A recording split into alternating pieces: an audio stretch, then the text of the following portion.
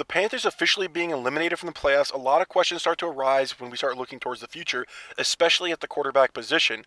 With Sam Darnold's contract expiring, I wanted to answer the question, is it worth the Panthers to re-sign Sam Darnold, and does he deserve a second contract?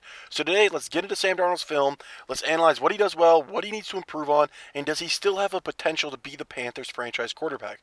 So without further ado, let's get into the film. Taking a look at this first play, I want to highlight Sam Darnold's arm talent.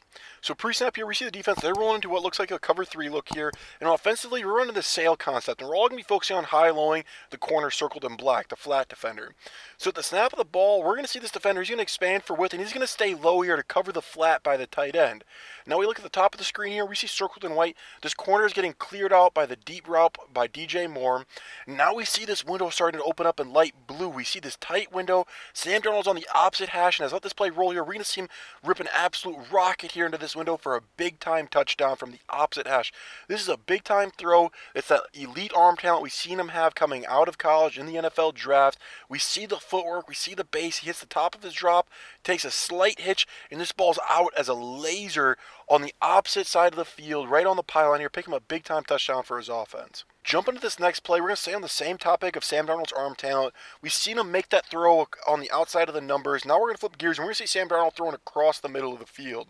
So pre-snap here, we're going to see the defense, they're rolling to what appears to be like a cover 4 look. And offensively, the Panthers, they're dialing up this now screen and go. So they're going to flash like they're running this now screen at the top of the screen. And then the receivers they're just going to release on verticals. So at the snap of the ball, I really want to keep an eye on the two safeties here.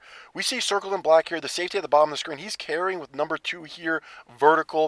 On top of that, we see the safety circled in white at the top of the screen. He's playing outside leverage on this tight end here, which allows this tight end to work vertical up the seam and then push back towards the middle of the field where it's wide open. We see Sam Darnold, he releases this ball with good anticipation, enough touch to get over top of those linebackers, but with enough zip to not allow that safety to drive back on the ball.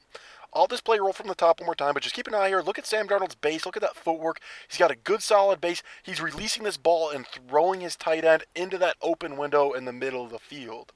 So we've seen Sam Darnold flash that arm talent, that ability to throw with touch over top of linebackers, be able to drive the ball on the outside of the numbers. Let's flip gears here on this next play. Let's take a look at how he's able to handle blitz and how he stands tall through blitz.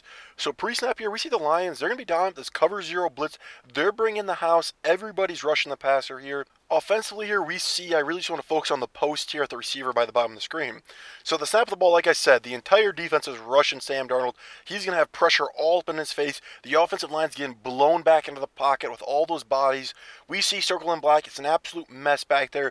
But we see when you play cover 0, you can get burned.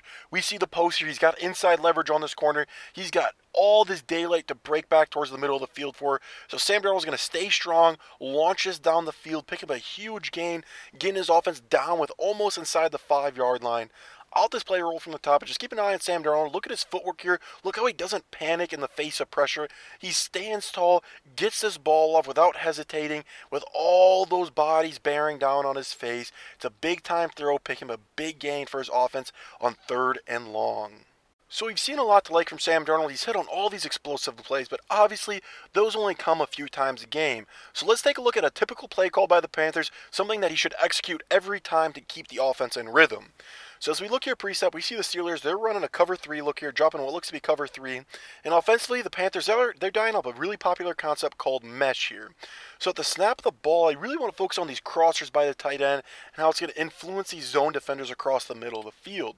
As I freeze the frame, we see these zone defenders, they're getting ready to drive down to take away these crossers. But as they widen with the crossers, we see circled in blue that OTB is just going to settle right in that vacated zone. Now as we see circled in black, though, we got an incredible amount of pressure bearing down in Sam Darnold's face. So instead of just forcing this ball early, he steps to the side, steps back up into the pocket, avoiding the pressure, delivering a strike and making it an easy catch for his tight end. I'll display roll from the top one more time. Just keep an eye on how Sam Darnold handles this pressure. Look how we see Cam Hayward shoving that guard right back into Darnold's face. But instead of panicking, he slides out of the way, steps back up, and delivers a strike, picking up a big first down for his offense. So we've seen Sam Darnold execute all these drop-back passing games, but it's hard to ignore where a lot of his production is coming from, and it's from D'Onta Foreman and the rushing attack that the Panthers are giving him. This allows the Panthers to hit on these play-action pass concepts, as we're going to see here on this next play. we see the Panthers, they're dialing up this play-action Yankee concept, running this deep dig route here at the top of the screen. So at the snap of the ball, we're going to see what happens when you have such a potent running game. We see these backers, they fly downhill, trying to play the run responsibility, trying to seal up this lethal rushing attack. Because of this, it allows this deep dig route here, circled in blue, to break into a wide open window, making it a nice and easy pitch and catch for Sam Darnold. Once again, this is a big 20-yard gain for the offense. It appears to be an explosive play by Sam Darnold, but in all reality, as I let this play roll from the top again, we're going to see this is all manufactured due to the effectiveness of the Panthers' running game. Being able to pull those linebackers up, giving these ginormously wide open windows for Sam Darnold, it makes his job a whole heck of a lot easier, and it makes the stat sheet also look a lot better for Sam Darnold. It's not just the play-action game that he's also benefiting from, it's also the RPO game, whether it's the offense running glances, whether it's bubbles, whatever it might be, there's a lot of manufactured production for Sam Darnold. So take a look at this next play here. Pre-snap, we got an RPO here to run-pass option. Darnold can hand this ball off or he can sling it out to the bubble here, all depending on the read he gets from the defender circled in black, who's the unblocked run support defender. In this case, we see him creeping towards the line of scrimmage, showing that he's going to fill his run lane in the box, trying to get a free hit on the running back. So now Sam Darnold, he's just going to step back, sling it out here to the bubble, which now has a 2-on-1 advantage on the corner out on the perimeter, which turns into a good 6-7 yard gain for the offense. I'll let this play roll from the top one more time, but like I said, this is going to count as a completion in the stat book, and it's going to look like he's got all this production showing out. But in all reality, these bubbles, these glances, all they really are is an extension of the running game. By no means am I saying this is a negative for Sam Darnold. All I'm saying is definitely something to keep in mind when you look at his production. But his ability to make these quick, decisive reads on the RPOs, his ability to hit that play-action shot package that they're able to develop off the running game, he really does truly fit well in this ground-and-pound, run-heavy system the Panthers have thrived off of over the second half of the season. At the end of the day, though, there are red flags that need to be addressed by Sam Darnold. There is a reason why he was not an all-pro quarterback, and there's a reason why people still do not back him in the NFL. And that it all comes back to the same thing as we've been saying for his entire career. It's his field vision. As we saw today, and we saw a lot throughout this year, the Panthers' passing game was not very complex. A lot of it was built off of the RPO and play-action game and simple half-field reads like the sail concept or simple triangle reads like mesh.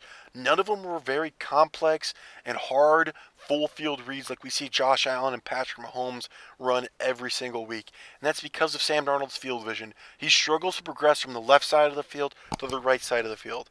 But at the end of the day, though, I don't think it matters in this Panthers offense. They're not a pass-first team. They don't need Darnold to win them football games. They need their rushing attack to win them football games, and they need a quarterback that can manage the game for them. Just like a Jimmy Garoppolo, just like a Ryan Tannehill. I mean, you could even argue like a Kirk Cousins at times. So that's why I think Sam Darnold still has potential in the NFL. That's why I think the Panthers need to give him a second contract. Because nonetheless, even if they want to go out and draft a rookie quarterback, even bringing Darnold back on a one-year deal, it offers them stability and a bridge to mentor their young quarterback. I still think that Darnold deserves to get a 2-3 year, maybe a 2-year, $40 million deal, and they need to build behind this ground and pound philosophy that they've won football games on in the second half of this year. They need to go out, bolster up the offensive line, especially on the inside at the center and guard position. Go out and get a big tight end, maybe like Michael Mayer in the draft. Big, physical, blocking, but athletic enough tight end to make plays in the passing game, and you start to really build an offensive identity. They've lacked an offensive identity for so long, but Darnold has came in, and he's been a spark for this offense to get it going and keep them on rhythm and on schedule to allow this rushing attack to explode in the second half of the year. So those are my thoughts. Let me know down below what you guys think. Is Darnold the answer? Is Darnold not the answer? Do you think he would be a good bridge player? Let me know. I love hearing from you guys. I'll catch you guys in the next one. Peace.